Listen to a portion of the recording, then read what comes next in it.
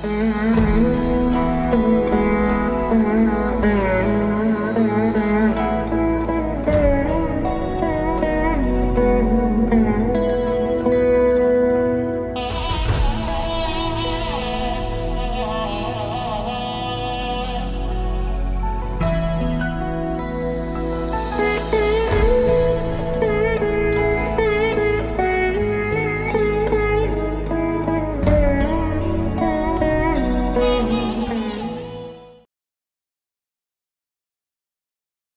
don't know who's going to go first because you both have been in this household exactly the same year.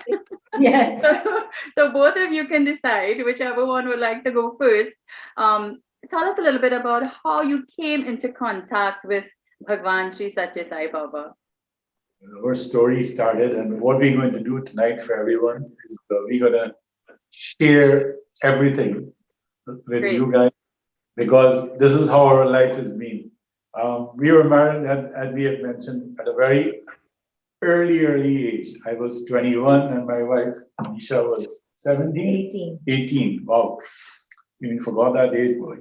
So that was it. I used to come to Barbados on a business and saw this girl and I went back, the olden days, how things were. Went back home and told my dad, Dad, I seen this lady and I would like to get married. And luckily everything worked out. So we got married in 1978. And from that year onwards, Baba has been a part of our life. We got married, we had some challenges because on the day of, I think we were supposed to get married on the 26th of May, 1978. But one day before that, my father had some complications and he passed away. And from that day onwards, we have been seeing Baba in our life. And he has been there with us from that time up to now. And how he came to in our fold from that time, I would like to give you a little more details. And after, when my dad wasn't well, we got married. He blessed us because that was his last wish to see me married. And since I was with him for 16 years, helping him in his business, and that was his dream. So he finally blessed us on the 25th of May, and everything went smooth. But in the night, he had some complications and he passed away. But one good thing, we have a very beautiful memory that he did bless us. And that is the blessing of the parents are very, very important in your life. I just want to tell everyone, the young people that are listening out there, that's one of the most beautiful things. And that blessings has carried on in all of our lives till present time. After we got married, there was this gentleman, when my dad passed away, my mom would not go anywhere, the house, how it is in the whole Indian culture. And I had this family friend who was my dad's friend also. He used to be my neighbor in the next store where I used to work in Guyana, my dad's place. And he was a signed devotee. His name was Arjun Daswani. I remember very, very well. This guy used to always wear nice white clothes. And I used to admire that. I said, my God, this man is always well dressed. And I never knew that Baba's, devotees only wear white, but he was like that. And he told me, why don't you bring your mom to the science center? I said, science center? What is that? Please explain. Then he did explain to me. That was the first center ever in Guyana. I was in Albert and Light Street. I still remember the name of the street. And we took Mom to that satsang. That was the first time, I think, Manisha, that we saw Baba's picture. We went to Baba's satsang at that young age. And from that time, Baba's been with us till present. So many incidents have happened, but he's been around with us all the time. My mom was a very good singer, very, very good singer. And myself and my brother Ashok, who lives in Curacao, also used to really admire the way she used to sing, because every party or even at satsangs and all of that, when we used to have in our homes, like the Satnarayan Katha and things like that, she was very, very known singer. So anything used to happen religious-wise, it was always asked my mom to sing. So that singing part, really up to today, I love it. was gonna be my favorite parts of Baba's satsang because I love music, and that is how I think both of us got into with the bhajans and things like that. That was what really attracted us from Baba, from the singing part of it and everything.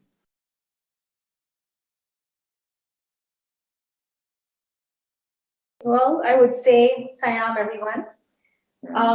We visited India in 1984. It was as if Swami was calling us. It was like a magnet.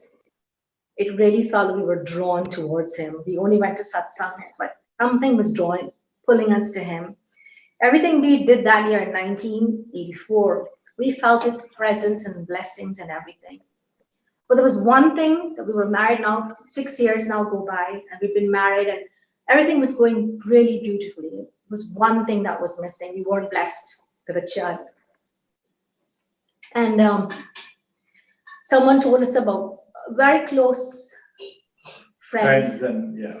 in Barbados, because I was born in Barbados. And after 6 years, we came back and we settled here. Came for medical reasons and things like that. That's why we left Guyana. And that was kind of our priority because we had everything but this. And we were focusing on, having a child. And a very close friend, Madhuri and Lalu Vaswani, used to sit and tell us all stories about Baba and all the miracles and all that he's done. And she says, why don't you just go? Baba you never know, it could be a miracle, And so we went. He told his mom, I would like to go to India. And he hadn't been to India for 14 years. I haven't gone to India. That's like Ram Banwas. You talking about Ram Banwas. So when I told my mom was in Guyana, staying with my younger brother Ashok and Isha, my sister-in-law. So they were there. So when I told mom, I want to take you to India, she was so thrilled. I said, my God, mom. She said, you sure you want to go to India? I said, mom, yes, please come. So along with my mom and my wife, and we went to India, but we had gone via London, right? First, we had gone to London, and unbelievable. The people that we met in England too, where we stayed, was Madhuri's sister, Shirley, her home. Again, same, everybody we were meeting there were all Sai devotees. We even had a satsang there too. Yeah, the minute we said we're going, the minute she said, you just have to make that step. The minute we decided, he took us to him. Baba because every person we came in contact, we didn't even know some of the people. When we would sit down, talk, discuss, Sai devotees, Baba devotees, this miracle happened, that miracle happened. So it was like, we just wanted to see what this was all about. And so then that's when our journey started. Via London, we went to India. We met a lot of people there. Then we went to visit his aunt in Meerut. Yeah. And they are both doctors. Big doctors in Meerut. Sai devotees as well. So this is in India. In India. So we're now on our way there. Okay, can I pause you for 1 second? So, you just said once you made that journey, so you're now in London, and all these synchronicities, all these things, and the Sai devotees and everything fell into place. Right. At the time, in that moment, were you able to identify or feel exactly what you're feeling now, or was it only on reflection that you were able to make the connection that this is all Swami's, orchestration?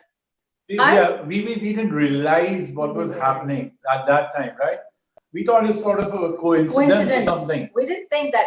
But mom was with us too, right? Remember, my mom was with us, and she was there. And when we went and visited my aunt and uncle in Meerut in India, whose son is in Guyana right now, Sunil, and their house they were so blessed from Baba. It was unbelievable. Their story is something else. All Vibhuti, Amrit, Pouring every picture they had in their house. They've had miracles happen where Baba saved them many times. We've slept in the room they gave us with Baba's footprints and handprints. That's the room we slept in. Because that was the day before leaving for Puttaparthi, because that time there were no flights. You had to go by car. So you had to drive.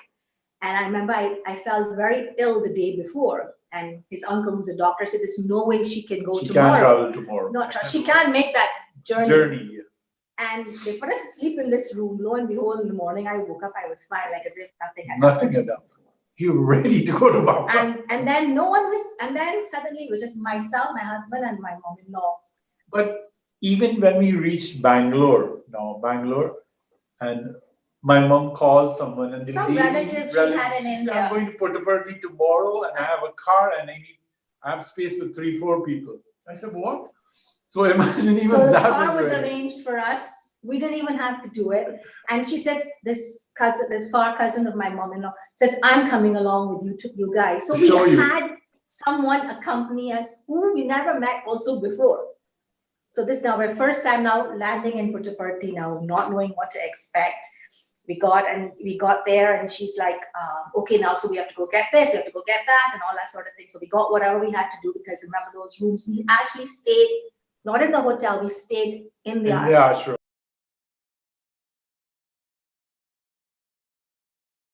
Luckily, we had a photographer, the guy with the driver. So I gave him my camera. I said, listen, buddy, we know you can't take pictures, but you stand up outside from far. And he was taking pictures over the wall. Over the wall. So that's why we got those pictures. And yeah, we went for our darshan, and I would always get like 5th row, and never before the 5th row, because you had to pick a chit. But he would get like 1st, 2nd, 3rd. All the time. And now he can tell his story how Swami. Baba, now that's the first now closed darshan that I'm getting of Baba. I mean, I saw him before the day we landed. This is the second day, right? All I see is like Baba's frame just gliding towards me, coming. You can't even see the feet. All you're seeing is this gown on the floor. And you can see like Baba's just coming towards me, and I get closer. I said, man, I'm going to ask Baba for this with a lot of confidence. I'm going to do this, I'm going to do that. Baba stood in front of me, took the letter from my hand, and I didn't say anything. Everything was just lost and forgotten. But people at the back of me in Hindi, they were telling me, say, Pao pakro, get the blessings. He's right in front of you. But I could not hear. I was in a trance. I don't know what happened to me at that time. But I didn't even realize after Baba went further away, and I said, where's the letter that I had in my hand? He took it. He actually took it from his hand. He didn't give it to him. Baba took it from him. And then there was a spot, like, because it's so crowded, we used to say this is our spot near this palm tree. When the darshan's finished, we'll meet in this spot. And so from far, I see him shaking his hands like this. And I couldn't understand what he was doing. Why he's doing like, we had decided we're meeting by the palm tree. Why is he showing me where he is? I know where you are. But he was trying to show me. He couldn't say it in his words. In his, he just was showing me, I don't have anything in my hand. Baba took my letter. More than us, the lady who came with us, my cousin, yeah, my mom's cousin, she was so happy. You say, oh, you don't know what is a big thing and this. But we still again were like, yeah, okay, he took our letter. We were very humble about everything because, this is the first time we experienced it. You know what? I must say something to everybody, all the devotees, that since I think, couple of days when we decided to do the Unite and Inspire program, yesterday, for the whole 24 hours from morning, we had a Gayatri Mantra for our center. And from morning, we were sitting down and we were reliving this whole thing all over again. Thanks to Unite and Inspire, we were actually. So we got to thank you guys because we really relived the whole thing from morning till about. We were just going through stories, looking at photographs, and we looked for albums, we looked at everything. We got to thank you guys for that. And yeah, so in that letter, of course, I told Swami how happy we are, how long we've been married, and we have everything, and there's nothing in the world we want, but there's nothing. We actually said, just bless us with a child, that's all. And we'll never ask for anything ever again. Like, literally like how a kid will say, if you give me this, I'll never ask for anything else again. I literally poured that out. And we came back to Barbados, and that same, I fell pregnant with my first child. And I remember receiving the news, and when I did, I felt I was walking on a cloud. I never felt my feet were touching the ground. I could not, in my wildest dream, accept the fact that our wishes had were coming true. And yes, our first son was born 1985 on the 12th of August. And then Ashish was all alone. There was nobody. He felt so alone. And he says, Mom, every night I would put him to sleep, right? And he would like, Mama, I want a brother or sister. I want a brother or sister. Give me a brother or sister. I said, listen, Ashish, I prayed so hard for you. I don't think I can ask for another one because I just asked for a child. I did not write in that letter two or how many. I wrote a child. So if you want a brother or sister, You got to pray. you have to pray to Baba now. It's your request. Lo and behold, Amrit was born. I call him Amrit because, you know, you say he's a cherry on top or icing on the cake. The extra you get that you never expected. My son Amrit was born. Both kids, 7 years apart, born on the same day. So I said, Ash, Baba answered your prayer. And so Amrit is your gift. That is like, you know, you read these stories when it actually happens, and we read those stories, right? Mhm. And it happened, you know. So, Oh, sorry, brother. That's The cherry on top. the cherry on the top. That's why we named him Amrit, because he's holy nectar, you know. I just felt like he's just the sweetest thing. And you know, this is where also that year, 1985, we had the center in Barbados, the science center. We had started to go there, and I belong. Science center was run by my uncle Dada N.A. Thani. I remember we got the directives from Trinidad that Akhand Bhajan was starting around that same time, and they're going to do a global Akhand Bhajan. So my uncle, great uncle, he was pretty old, like 70 plus, 75 years or something. I said, man, how are we going to stay up, my friend, 24 hours? So I said, you know, but the directives have come from Trinidad. I think we should do it at the center, you know. That because everybody comes here. He said, I don't know. I have to consult your auntie and find out. And then I asked him privately after when we were talking in the center. I came over and asked him. I said, what about if they let us do this at home? What do you think about it? He said, well, it will be nice. So that is how. And imagine Ashish was only 3 months old. So I have a 3-month-old baby in the house, and he comes and he says, should we do Akhand Bhajan? Let's see how it is. And we never imagined we would stay up for those 24 hours. We were like so handful of devotees. Beautiful. We kept cassette and this tape recorder next to this picture, just in case we couldn't stay up singing the whole night.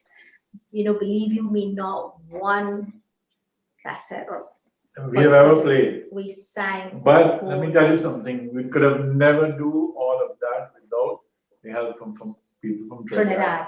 Oh. I have a brother and family there, Rana, and his whole family. They oh come my God. here. And their children too. Now they're grown up big, but they used to come here when they were babies.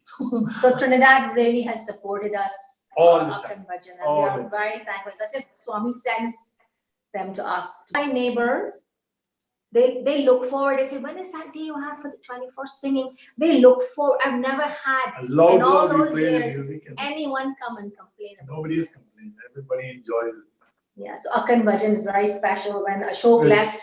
When my brother left here and we went to Curacao, and my mom was still alive at that time. So 6 months used to be with my brother and 6 months used to come here. And then this my brother said he also started missing Akhand Bhajan, and they started the Akhand Bhajan in Curacao.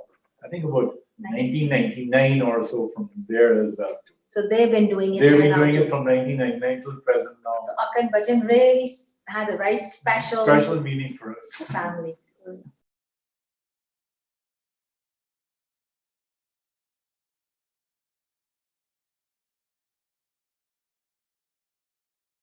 I think I can speak for both of us. He's our guru, first of all. He's our father, he's our mother, he's our friend, he's our best friend. Baba means everything in our lives. That everything we do, even up to today, whatever we do in our life, he's part of it. Every little single decisions we make, he's part of it. whether it's in business or something to do with our family or whatever it is. Baba is always part of it. So that's what he means to us. Auntie, is there anything you would like to add? Well, yes, he's our whole world. Our world surrounds and just he's in. We are in his world. We are really, really grateful to be in this life world. Really grateful.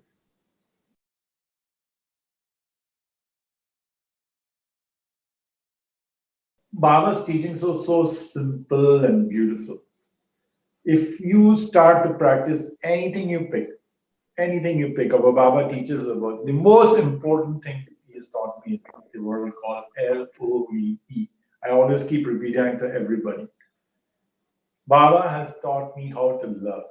Love everyone that comes in our fold, we try to pass that on to them. That's the biggest teaching Baba has given us. And I also try to apply in like my everyday life. Like, with my customers, with people I meet, my friends, my family, whoever. We try to pass that Baba's love to them also. And that is what has made our life even more better all the time. Anything you like to add, madam? Well, about helping people, like with service, seva.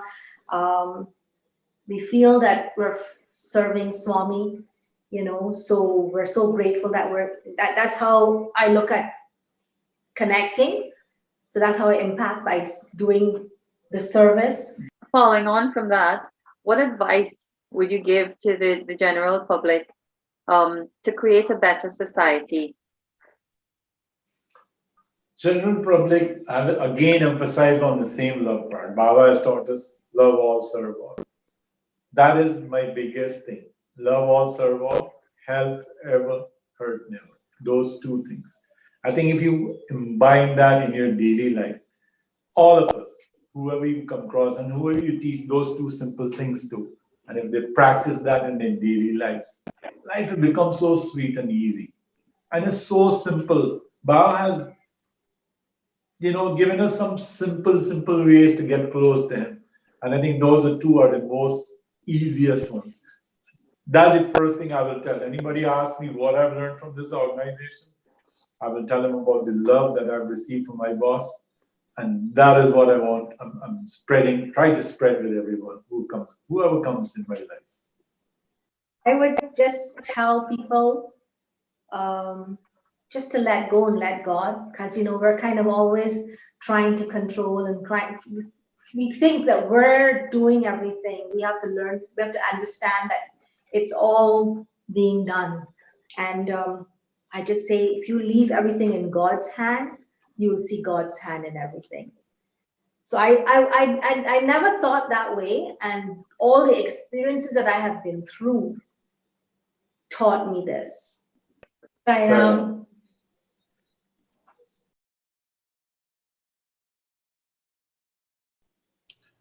That's Akan Bhajan, the last one that we had held 2 years back.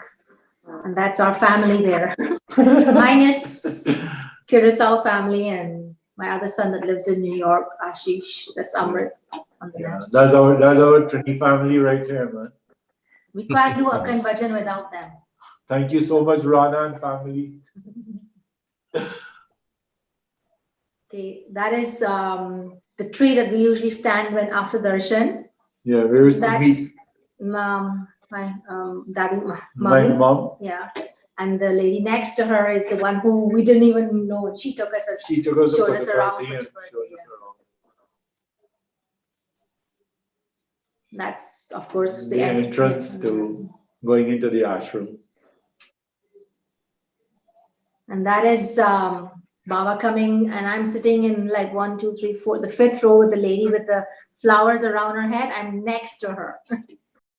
Lady with the flowers, I'm in front of her, and and then that's my husband, that's Dadima in the white sari.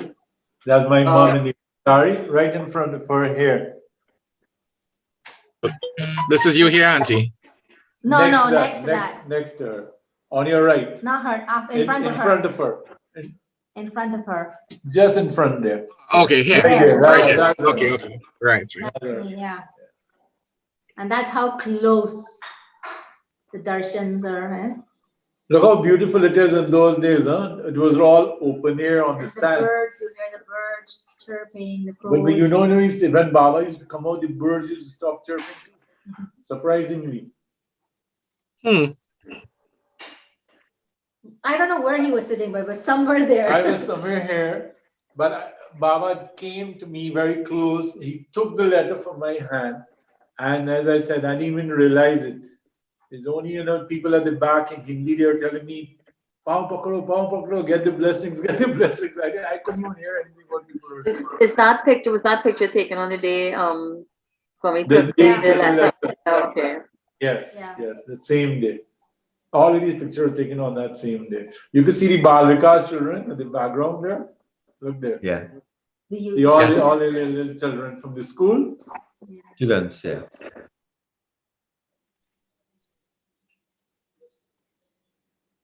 Yeah, that's another quick close. That's a nice picture. All these are taken from outside. The guy used to stand up outside the ashram boundary and take the pictures for us. To be honest, when I saw Swami, I just saw the picture that I used to, that I have on my altar at home. I felt that picture was moving. I could not believe I was actually seeing him in real life. I still was thinking this is a picture moving in front of me. Couldn't get over the fact that we're actually there. In that picture, you can tell, from the posture of Swami, the youth and is so very stately and strong. Yeah. Beautiful. You don't know the passport. Send it to him.